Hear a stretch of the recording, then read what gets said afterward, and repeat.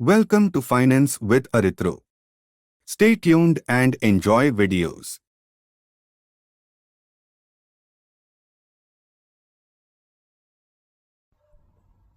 নমস্কার, আমি অরিত্র মজুমদার। আশা করি আপনারা সবাই খুব ভালো আছেন, সুস্থ আছেন, খুব ভালো সময় কাটাচ্ছেন। এইচডিএফএক্স গ্লোবাল এবং এইচডি স্টার এফএক্স কোম্পানি নিয়ে তাদের কার্যক্রম নিয়ে কোম্পানি কিভাবে ব্যবসা চালাচ্ছে, দিনের পর দিন বিভিন্ন বিনিয়ম করছে, আইন ভাঙছে, কোনো অ্যাপ্রুভাল সেই অর্থে পাওয়া যাচ্ছে না, কোম্পানির স্বচ্ছতা নেই, অনেক ক্ষেত্রে বিভিন্ন রকম সন্দেহের জায়গা তৈরি হচ্ছে। এই সমস্ত ভিত্তিতে অ্যাজ এ লেম্যান, একজন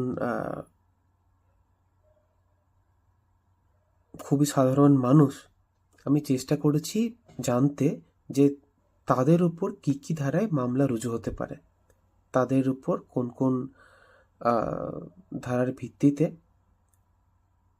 তাদের উপর কেস হতে পারে, সেই ধারাগুলো কি কি, কোন কোন অ্যাক্ট এর মধ্যে পড়ে, সেগুলো দেওয়ার চেষ্টা করেছি। এবং সম্পূর্ণটাই আমাদের ভারতীয় গণতান্ত্রিক ব্যবস্থা, ভারতীয় আইন ব্যবস্থা, বিচার ব্যবস্থা এবং সর্বোপরি আমাদের ভারতীয় সংবিধান,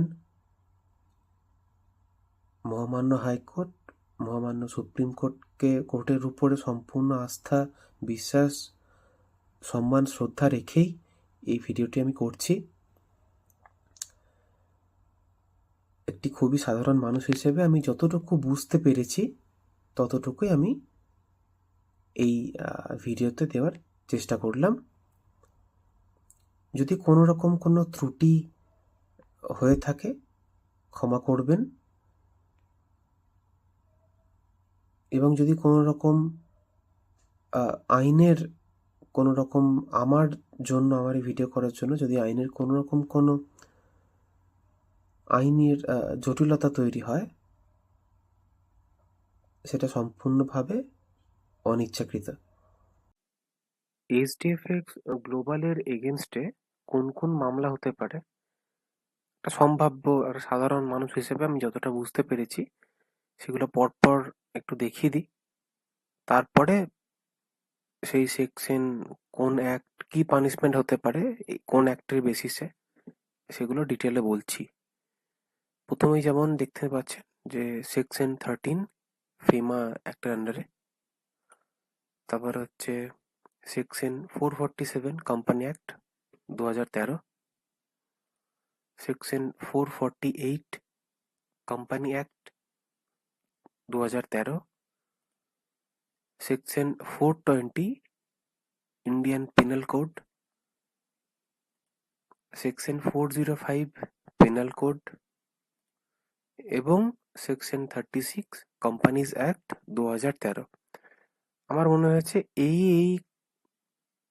অ্যাক্টের এই সেকশনের ভিত্তিতে এইচডিএফএক্স গ্লোবালের এগেনস্টে মামলা রুজু হতে পারে।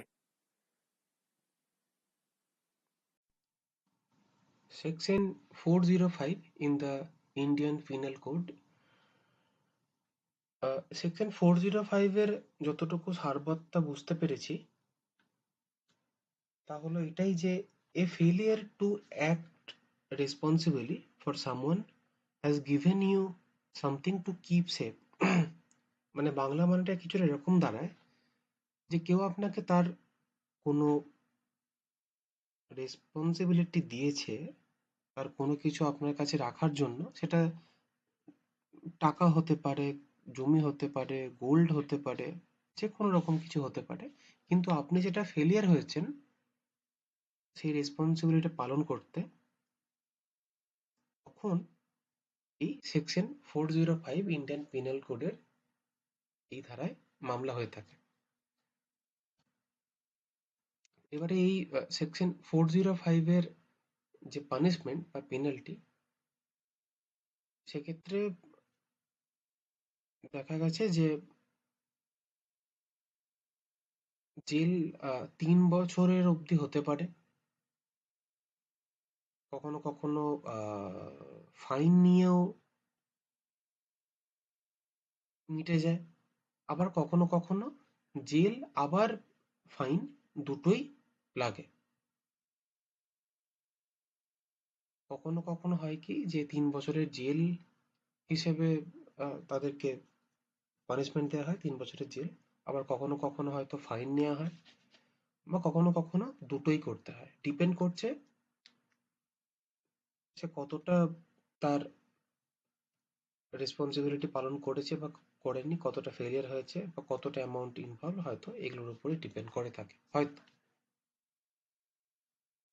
সেকশন 420 অফ আইপিসি, যেটা অল্প বিস্তর হয়তো অনেকেই জেনে থাকবেন, যেটার চিট করা বা কোনো ক্ষেত্রে অসৎ উপায় অবলম্বন করা অন্যের সম্পত্তির উপরে, সেটা যে কোনো রকম টাকা হতে পারে, জমি হতে পারে, যে কোনো রকম প্রপার্টি হতে পারে, সেক্ষেত্রে চিট করা বা ডিসঅনেস্টলি কোনো কিছু ক্ষতি পৌঁছানো, তো এই ক্ষেত্রেও হয়তো মামলা হতে পারে এসজেপিএস গ্লোবালের এগেনস্টে। এই সেকশন 420 আইপিসির পানিশমেন্ট হিসেবে যতটুকু যা জানতে পারলাম, যে 7 বছর অবধি জেল হতে পারে এবং তার সাথে ফাইনও দিতে হতে পারে। 7 বছর অবধি জেল হতে পারে এবং তার সাথে একটা মনিটারি ফাইন অর্থাৎ পেনাল্টি দিতে হতে পারে। সেকশন 447 দ্য কোম্পানিজ অ্যাক্ট 2013, এর এই অ্যাক্টের যেটা বেসিক আমি বুঝতে পেরেছি সেটা হচ্ছে যে পানিশমেন্ট ফর ফ্রড, ফ্রড করার জন্য যে পানিশমেন্ট, তখনই 440 কোম্পানি অ্যাক্টের সেকশন 447 ওয়াইজ হয়ে থাকে। এবারে ফ্রডের অনেক ধরন থাকে, কি ধরনের ফ্রড হচ্ছে তার উপরে নির্ভর করে পানিশমেন্ট। পানিশমেন্টে কি আসে সেটা একবার দেখে নেওয়া যাক। Imprisonment for not less than 6 months but May extend up to 10 years, মানে 6 মাস তো মিনিমাম জেল হবে এবং সেটা 10 বছর অবধি হতে পারে। অবশ্যই কি ধরনের ফ্রড হচ্ছে তার উপর ডিপেন্ড করে।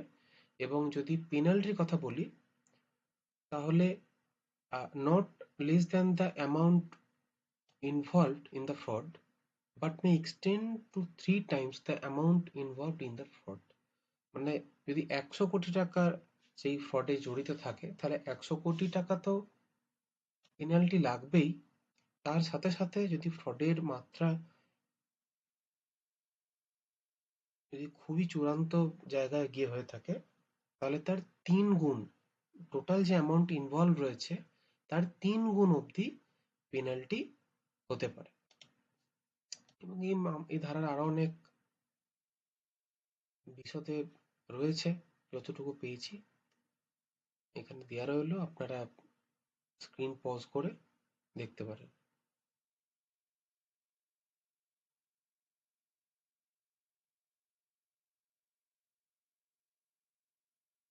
Section 448 of the companies act 2013,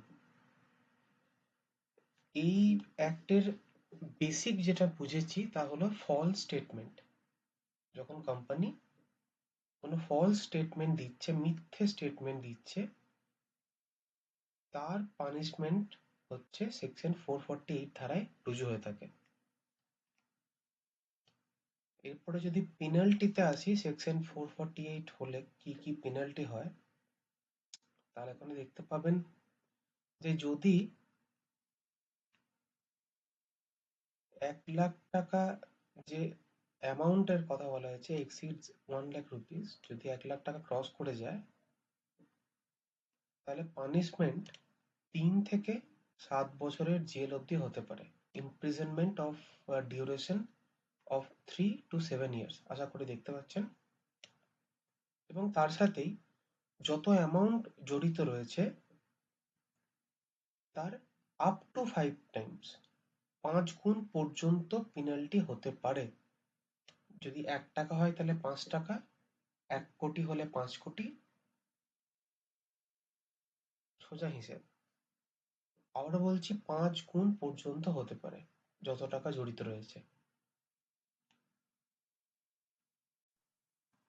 section 36 of the companies act ২০১৩, এই অ্যাক্ট মানে এই অ্যাক্টের এই সেকশন, কোম্পানিজ অ্যাক্ট ২০১৩ সেকশন 36 এই সমস্ত কোম্পানির জন্য ভীষণ গুরুত্বপূর্ণ,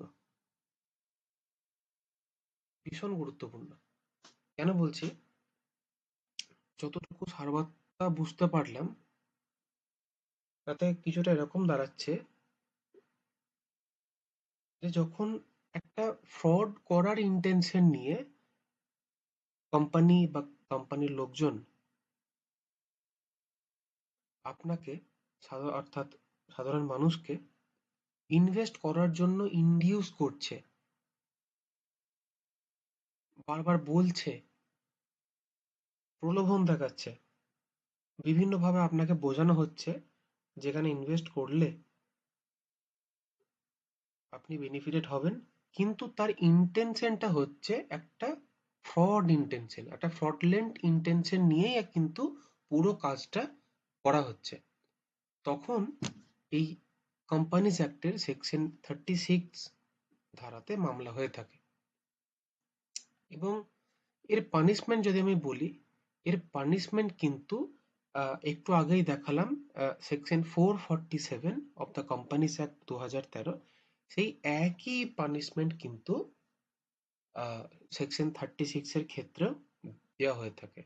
সুতরাং আলাদা করে আমি আর বলছি না কি পানিশমেন্ট কি না। সেকশন 447 এর যে পানিশমেন্টের কথা বললাম, সেকশন 36 এও কিন্তু সেই একই পানিশমেন্ট দেওয়া হয়ে থাকে।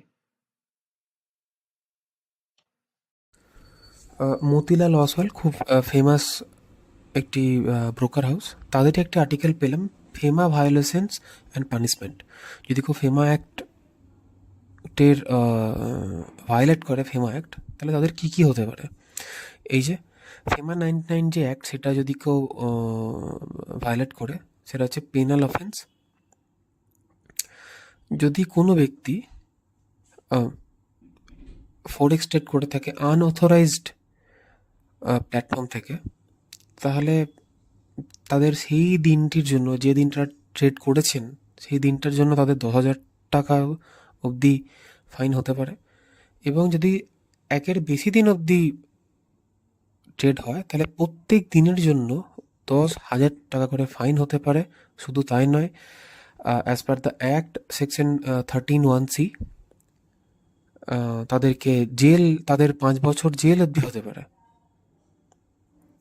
যদি সে ইললিগাল অ্যাক্টিভিটির সাথে জড়িত থাকে।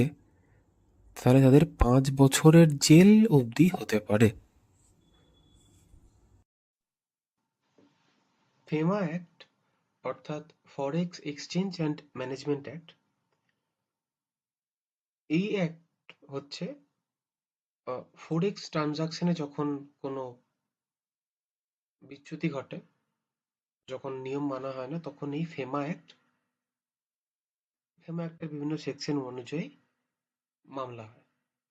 এবারে এইচডিএফএক্স গ্লোবাল যেহেতু ফরেক্স ট্রেডের উপর কাজ করে, ফরেক্স ট্রেডই তাদের মেইন লাইন বিজনেস, তাই এক্ষেত্রে ফেমা কিন্তু অত্যন্ত গুরুত্বপূর্ণ। এবং সব থেকে হয়তো আমি বলতে পারি সব থেকে ভয়ঙ্করতম অ্যাক্ট বা অ্যাক্টের সেকশনস কিন্তু এইচডিএফএক্স গ্লোবালের জন্য, অন্তত আমার মনে হয় যে এই ফেমা অ্যাক্টই হতে পারে। কারণ প্রথমত কোম্পানি ফরেক্স ট্রেডের উপর কাজ করে, এবং দ্বিতীয়ত এই ফেমা অ্যাক্টের পেনাল্টির অঙ্ক কিন্তু অনেক বড়। এটা বিভিন্ন মহলে আলোচিত হয়েছে, ভালো, এটা বিভিন্ন মহলে খুবই প্রাসঙ্গিক আলোচনা বলতে পারি, যে অন্যান্য অ্যাক্টের তুলনায়, অন্যান্য অ্যাক্টের বিভিন্ন সেকশনস এর তুলনায় এই ফেমা অ্যাক্টের পেনাল্টি কিন্তু অনেক গুণে বেশি।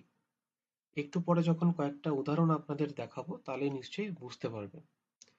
এবারে ফেমা অ্যাক্টের অনেক সেকশন আছে অন্যান্য অ্যাক্টের মতোই। আমি যতটা পেরেছি এই চার্টে দেওয়ার চেষ্টা করেছি, আপনারা পজ করে দেখতে পারেন। একটু পরে আর একটা আর্টিকেল দেখাবো যেখানে আমি ব্যাপারটা আরো সহজ সরলভাবে বুঝিয়ে দেবো।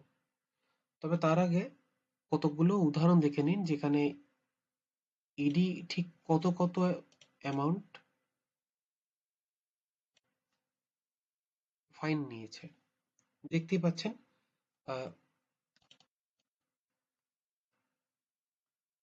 স্ট্যান্ডার্ড চার্টার্ড ব্যাংকের এগেনস্টে 100 কোটি, তামিলনাড়ু মার্সেন্টাইল ব্যাংকের এগেনস্টে 17 কোটি, এমজিএম ম্যারানের এগেনস্টে 35 কোটি, এরকম অনেক অনেক কোম্পানি আছে, এটা শুধু একটা দেখালাম। অ্যামনেস্টি ইন্ডিয়ার এগেনস্টে 61 crores, 61 কোটি টাকার ফাইন করা হয়েছে। এবং একটা ডেটা আপনাদের দিই, হিন্দুস্তান টাইমসের একটা ডেটা এটা, যেখানে বলা হচ্ছে যে 2016 থেকে 17 এবং 2020 থেকে 21 17,189টা ইনভেস্টিগেশন হয়েছে এবং টোটালে এটা মনে করা হচ্ছে যে 4,312 কোটি টাকা ইম্পোজ করা হয়েছে 5 বছরে। আমি শুধু এই প্রথম যে উদাহরণটা দেখালাম, এখানে নামগুলো দেখবেন। স্ট্যান্ডার্ড চার্টার্ড ব্যাংক মানে একটা ব্যাংক, তার নিজস্ব রেজিস্ট্রেশন আছে, আরবিআই অ্যাপ্রুভাল আছে, এবং স্ট্যান্ডার্ড চার্টার্ড ব্যাংক অনেক, আমি বলতে পারি, একটা বড় প্রতিষ্ঠান। সুতরাং এই সমস্ত প্রতিষ্ঠানের এগেনস্টেই যদি এত এত টাকা, 100 কোটি টাকা পেনাল্টি হিসেবে দিতে হচ্ছে, তাহলে আপনি ভাবুন এইচডিএফএক্স গ্লোবাল, যার কিনা আমি অন্যান্য অ্যাপ্রুভাল তো ছেড়েই দিলাম, যার রেজিস্ট্রেশনটাই হয়ে রয়েছে এনজিও হিসেবে, তার ঠিক কত টাকা ফাইন হতে পারে।